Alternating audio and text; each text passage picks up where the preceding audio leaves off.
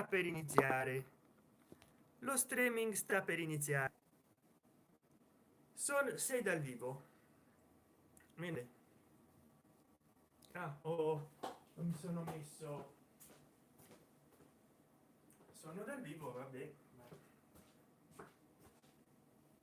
Non sono da vivo, vivo Valenza, sono dal vivo.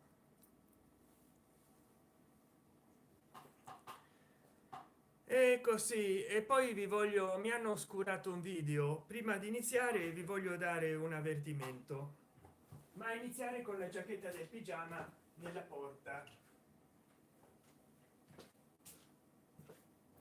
Vi volevo dire, non mettere gli hashtag o i cancelletti nella descrizione del video o nel video, care amiche ed amici. Qui il vostro Sant'Enchan vi saluta, perché altrimenti ve lo mettono forzatamente in privato. Io adesso ho fatto ricorso perché ho tolto tutti gli hashtag pure dal campo degli hashtag di un video che ho caricato, e sto togliendo tutti gli hashtag dalla descrizione dei miei video, perché altrimenti ve li possono mettere in privato. Quindi mi raccomando, se voi caricate del video, non mettete gli hashtag nel titolo o non mettete gli hashtag nella descrizione.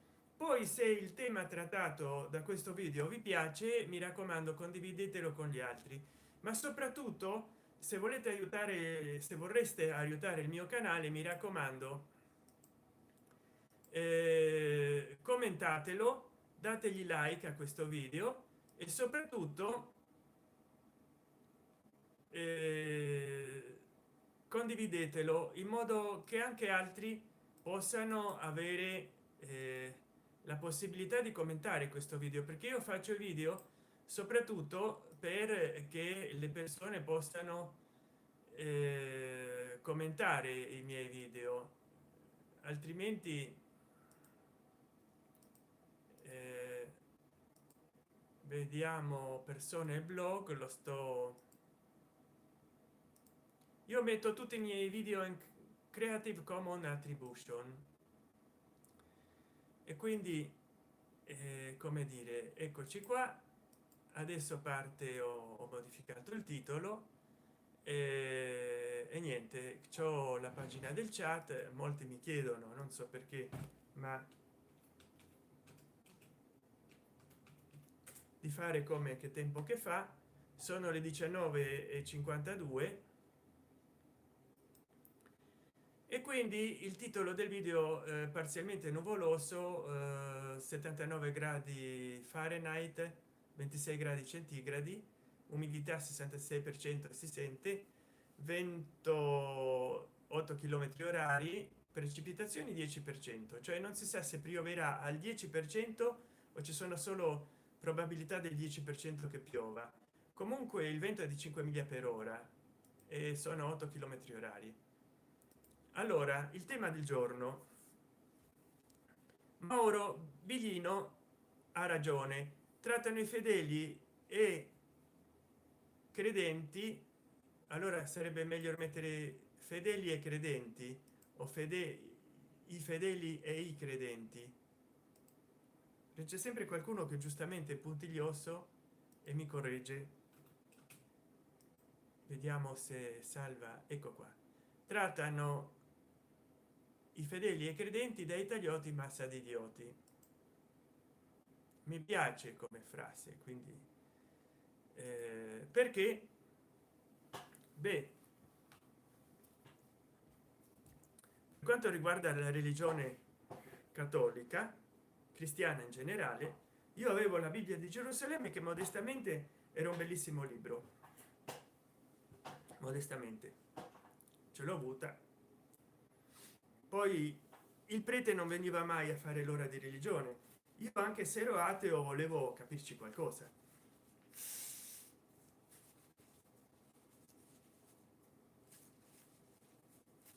Ma lui era titolare dell'ora di religione, prendeva i suoi soldi in bianco, non era precario, non era terziarizzato, non era nulla, in una scuola privata, e non veniva mai. È venuto il primo e l'ultimo giorno. Qua ci abbiamo della Mediterranea i mostri dell'Apocalisse. che in pratica è considerato un quinto evangelo, l'Apocalisse di San Giovanni. Qua abbiamo la cena segreta di cui vi ho parlato in un altro video, trattati e rituali catari della biblioteca Adelphi numero 332, quindi un'altra versione di cristianesimo e un'altra buona novella, un altro evangelo. Qui abbiamo le apocalissi gnostiche, apocalissi di Adamo, Pietro, Giacomo e Paolo. Contrariamente a queste, non sono state riconosciute, che poi è divertente perché all'inizio i padri della Chiesa cattolica riconoscevano molti testi gnostici, apocrifi ed eretici, non riconoscevano poi quelli che sono stati canonizzati, e quelli che sono stati canonizzati in versioni molto differenti e distanti da quelle iniziali, e poi sono stati tradotti e ritradotti fino adesso. Ma qua abbiamo i testi che sono rimasti come ripudiati dalle chiese ufficiali, le apocalissi gnostiche della Delfi, numero biblioteca Delfi numero 181, edizione di lusso, perché poi ci sono quelli da tascabili come questo, i Vangeli gnostici, Vangeli di Tommaso, Maria, Verità, Filippo.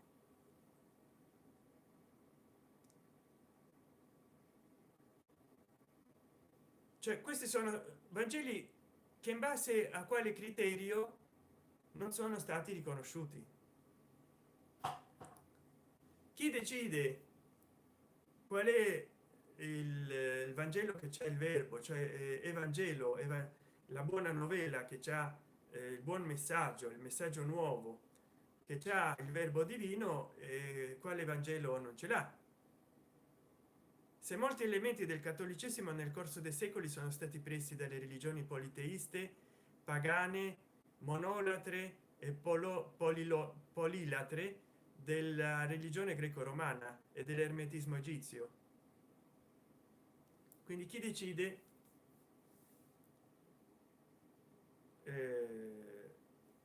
qua vediamo Abraxas nella copertina, che era una divinità gnostica dell'antichità, che è passata al cristianesimo gnostico. Chi ha deciso quali testi scegliere? Forse la divina provvidenza, o forse i censori dell'epoca, perché la Bibbia, tanto il nuovo come il vecchio testamento, come la Bibbia ebraica, non è nient'altro che il Reader's Digest dell'epoca. E poi qua c'ho Vangeli apocrifi della Einaudi tascabili, un'opera più completa, perché non solo c'è i Vangeli apocrifi, ma c'è anche i Vangeli gnostici, magari tradotti in modo differente da come l'ha fatto l'Einaudi, anche se non proprio molto differente. Grazie per i 2 like al video. Ma già leggiamo il menu, perché è inutile leggere tutto il tomo, tutto il libro. Leggiamo allora i Vangeli apocrifi, c'ha Vangeli dell'infanzia, protovangelo di Giacomo, Vangelo dello pseudo Tommaso, Vangelo dello pseudo Matteo, Vangelo dell'infanzia arabo siriaco, Vangelo dell'infanzia armeno, libro sulla natività di Maria, storia di Giuseppe il falegname. Vangeli della predicazione, Vangelo giudeo cristiani, i Vangeli giudeo cristiani, Vangelo degli ebioniti, Vangelo dei nazarei, Vangelo degli ebrei,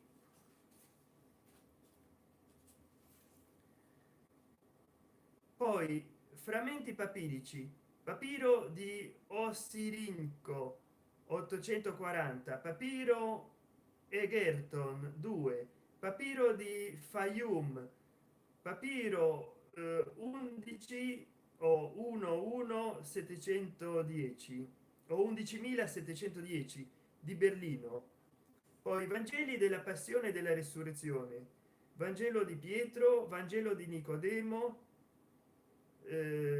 ciclo di Pilato, Assunzione di Maria. Vabbè, non vi dico tutto il ciclo di Pilato perché sentenza di Pilato, anafora di Pilato, paradossis di Pilato, morte di Pilato, lettera di Pilato a Erode, vabbè, l'assunzione di Maria, Vangeli gnostici, Vangelo di Tommaso, Filippo e verità, mentre qua ci abbiamo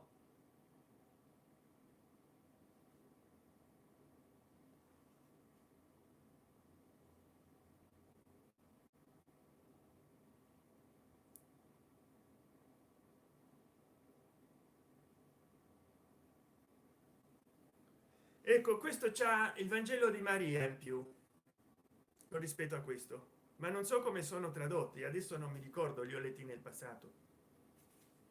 Io magari avrò avuto circa i vostri anni perché li ho letti 18 anni fa, 20 anni fa questi libri. Poi c'è Vangeli dualistici, il libro di Giovanni Evangelista. Vi rendete conto? Questi sono solo alcuni dei Vangeli non riconosciuti, solo alcuni, alcuni, alcuni. Tutti quelli che si stanno trovando fino ad oggi, già dal secolo, da 2 secoli fa, magari riempirebbero tutti i papiri 10 volte le mie biblioteche. Con quale criterio si è arrivati a selezionarne soltanto 4 degli Evangeli e quelle versioni, e poi perché durante 2000 anni si sono tradotti e ritradotti e ritradotti e ritradotti, e nessuno che non sia uno studioso come Mauro Biglino può accedere a tutte quelle traduzioni e a tutte quelle versioni del passato che si contraddicono l'una con l'altra. Non si tratta che ogni culto religioso c'è la sua versione, ma che sono circolate così tante edizioni dello stesso Vangelo della stessa comunità, che in pratica nella stessa comunità di cristiani si sono contraddetti anno dopo anno, secolo dopo secolo. E poi non poteva mancare il Vangelo di Sani Gesualdi, che a mio dire, amici miei, amiche mie, amiche ed amici miei, il vostro Sant'Enchan vi garantisce che è il Vangelo più serio che sia stato mai scritto, ed è uscito, parola di Nino Frassica, stato finito di stampare dalla Longanesi e Company nel 1985 a Milano, 20.122 Milano, via Salvini 3.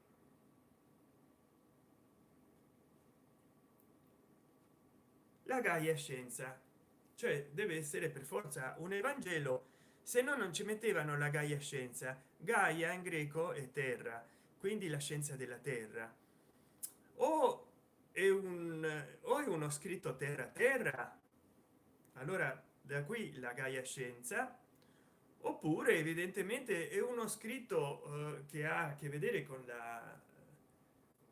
la sapienza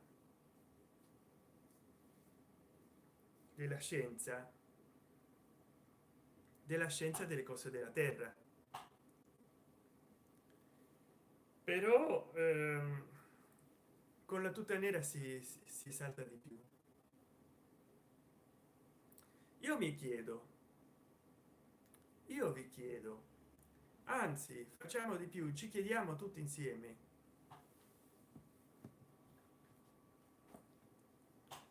quale sia fra questi secondo voi l'Evangelo migliore. Adesso mi mancano quelli ufficiali, cioè quelli scritti nella Bibbia di Gerusalemme, altrimenti ci sarebbe un tomo grande quanto la metà di tutti questi qua messi insieme. come si come ci fanno credere che a un certo punto soltanto una combricola religiosa, una comunità, una confraternita, per non dire una delle tante sette cristiane, quella diretta da Paolo, cioè da Saulo di Sarno, abbia detenuto nel corso dei secoli l'ispirazione divina e gli altri no. E che tutto quello che sia stato scritto con anteriorità ai Vangeli ufficiali e anche con posteriorità alle loro ripetute traduzioni, a volte modificazioni, sia tutto eretico, e quindi bruciavano chi leggeva magari un Vangelo scritto appena differente. Eppure loro potevano dire di avere il vero Vangelo. Ora io mi chiedo, veramente possiamo credere una cosa del genere? Io intanto vedrò di continuare a fare l'editing intanto che ci sto. Tanto non metterò più i tag perché ho visto che bloccato come privato un video, perché gli ho messo i tag nella descrizione. Vediamo un po', vediamo, ecco qua, track. Scusatemi, ma faccio l'editing adesso. Vi do nella descrizione del video, poi a questo gli metterò il link, ma speriamo che anche per mettere nella descrizione gli altri miei video non succede nulla di cattivo al video.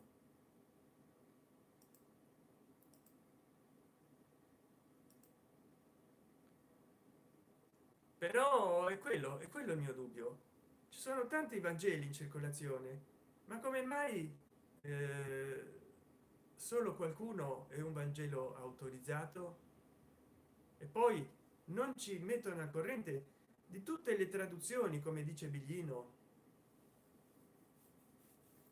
che continuano a fare e a rifare di quel Vangelo, modificazioni a volte strutturali, non marginali? Come mai? Come mai che non ce lo dicono? Veramente è triste la storia, ma è così, è la storia della religione.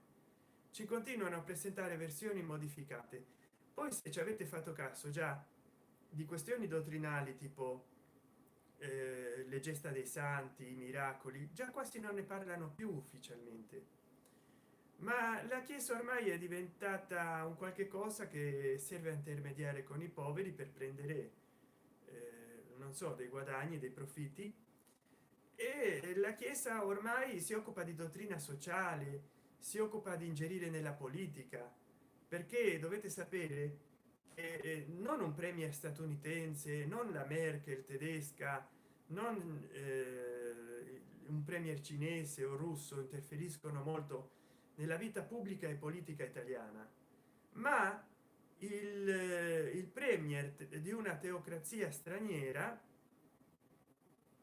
cioè il papa, perché lo stato pontificio della curia romana, che è quella la denominazione, il Vaticano è la città, che è l'unica città, ma io mi domando dove finisce la città del Vaticano, nel cinte nella mura delle cinte murarie, oppure i giardini sono già lo stato Vaticano e gli edifici sono, cioè gli edifici sono lo stato Vaticano ed i giardini, i piazzali pubblici sono lo stato della curia romana.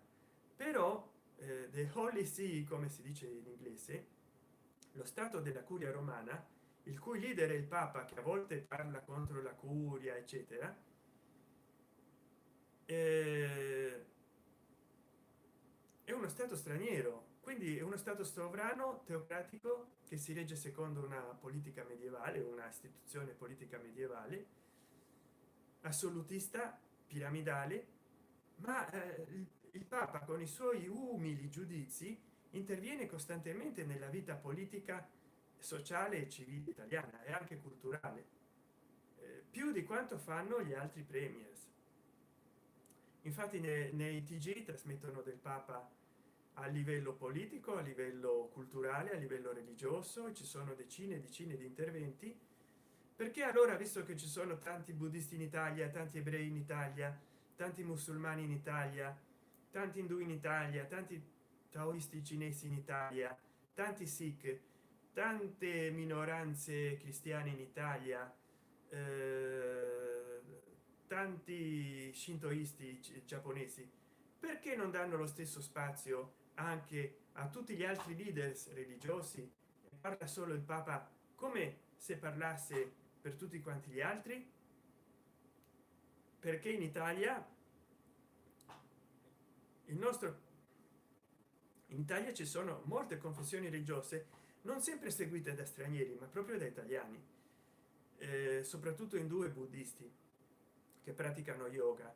E poi l'Italia del 1984 grazie a Prodi è uno stato laico, non laicista, laico. Quindi chiunque può dire che l'Italia è taoista, è buddista, è shintoista, è gnostica, tutto quello che vuole. L'Italia è laica, non è uno stato confessionale. Il Vaticano invece è uno stato confessionale. Quindi se vogliamo fare parlare il papa in qualità di leader religioso, devono anche parlare gli altri leader religiosi nel telegiornale e nei programmi di approfondimento culturale. Non che ci sono tanti programmi settimanali sul cattolicesimo e gli altri che fanno, ma non si può mica scegliere a che comunità religiosa dare il 5 per 1000 e l'8 per 1000. E allora scegliamo che anche la Rai faccia parlare tutti o non fa parlare nessuno. È così. E poi vabbè, il papa che aveva detto che combatteva contro gli orrori della pedofilia e della corruzione nel Vaticano, per il momento non si sono viste cose che facciano gridare allo scalpore, ma era da aspettarselo. Io mi aspetto di più, ma ripeto, come ci possono dire che in 2000 anni di storia solo Dio ha ispirato solo 4 Vangeli? Ma voi ci avete in mente in migliaia di anni di storia di induismo quanti testi indù ci sono in ogni stato dell'India? Migliaia in ogni stato, forse ci sono stati milioni, perché poi i musulmani hanno invaso l'India e hanno bruciato molti libri, ma tutti i trattati tantrici indù, buddisti, eh, cioè dire che ogni tempio aveva migliaia di volte la mia biblioteca o più è come dire niente, anche perché ogni religioso con molta esperienza scriveva di suo per dare un testo sul quale apprendere. Quindi se l'induismo c'ha più di 5000 anni, almeno quello riformato, se la cultura dell'India c'ha più di 10.000 anni e la scrittura c'ha più di 5000, immaginatevi voi ogni giorno i libri che si riscoprono, le versioni diverse, le traduzioni diverse da idioma a idioma dell'India. E lì non si dice che un testo è ispirato o un testo non è ispirato. Non si considera nessun testo come eretico. E invece noi ci abbiamo solo 4 Vangeli in 2000 anni di cristianesimo. È assurdo. Poi sono piccolini e quindi come può essere che un Dio onnipotente, saggio e tutto ispiri così poco? Un altro capitolo sarebbero anche i miracoli. Riconoscono un santo dopo 2 o 3 miracoli. Ecco, Dio che fa solo 2 o 3 miracoli salvando 2 o 3 persone sul 1,5 miliardi di cattolici che ci sono nel mondo. Poi come dice Biglino, a te di sicuro se per Dio non ti concede nulla, neanche un miracolo per un tuo parente o familiare gravemente malato, ma se vai a confessarti dal prete che è una persona, dai delle donazioni alla chiesa e preghi un santo che ti dicono loro, al santo lo ascolta e magari il miracolo lo fa. Ma è cosa da pazzi. Cioè perché ci deve essere come intermediaria la chiesa, la santa madre chiesa e persone che sono umane anche loro, quando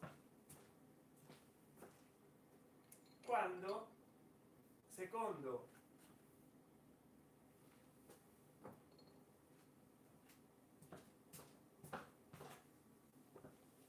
voglio citare tutta la lettera oggi,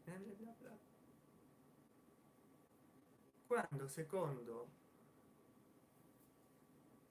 il maestro Eckhart l'unico rappresentante di Dio nella terra è l'anima. Secondo Master Eckhart, andatelo a cercare in internet, Master Eckhart, l'unico rappresentante di Dio nella terra è l'anima. Se tu credi di avere un'anima, e il tuo unico rappresentante, il tuo unico intercessore con Dio è la tua stessa anima.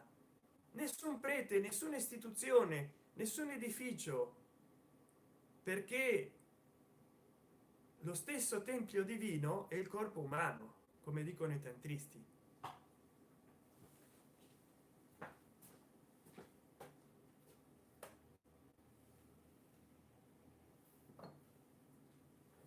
E come dice Gesù Cristo in un testo gnostico, non esiste verità che ti può essere rivelata, la verità ce l'hai dentro di te. L'inferno lo puoi avere dentro di te o il paradiso lo puoi avere dentro di te, ma il corpo umano è un microcosmo. Vedete qua il corpo umano con i suoi chakra nello yoga tantrico, tanto buddista come indù, è un microcosmo. Quindi le varie divinità dell'induismo risiedono nel corpo umano, i vari buddha illuminati risiedono nel corpo umano. Ecco qua i mandala e i chakra del corpo umano in un meditatore tantrico, che può essere tanto buddista come indù. Le vere divinità nell'induismo risiedono dentro il corpo umano, no, non sono cose da adorare esteriormente come per i cattolici. Quindi per Eckhart l'unico intermediario tra l'uomo e Dio è la sua stessa anima, e ci sono mille raffigurazioni così.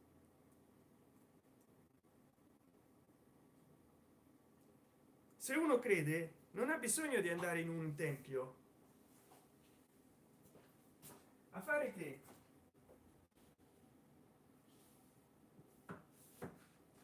a formalizzare il suo culto. Invece no, l'unico intermediario, se credi, tra te e Dio, o tra te e il nirvana, tra te e l'illuminazione, tra te e il Tao, tra te e l'universo, sei tu stesso. È la tua coscienza, è il ridestarsi della tua coscienza a una realtà diversa, a un piano superiore dell'essere. Non può essere tutti gli scritti possono essere indicativi, non ci sono scritti che sono eretici e quindi cattivi, apocrifi e da eliminare, gnostici e da scongiurare, e invece testi ufficiali che vanno bene, perché comunque il punto di partenza e il punto di destino sei tu stesso, e la mappa la devi trovare con la tua coscienza, attraverso la meditazione, attraverso la pratica dello yoga, attraverso la recitazione di mantra e attraverso le preghiere. Se credi potrai arrivare a Dio, potrai arrivare a raggiungere il nirvana, potrai arrivare alla moksha, la liberazione suprema dell'induismo. Ma i testi sono solo delle mappe generiche che non necessariamente si adattano al tuo essere, per quello che oggigiorno la gente cerca in molte religiosità diverse e a volte trova, ma ciò che trova sta dentro se stesso.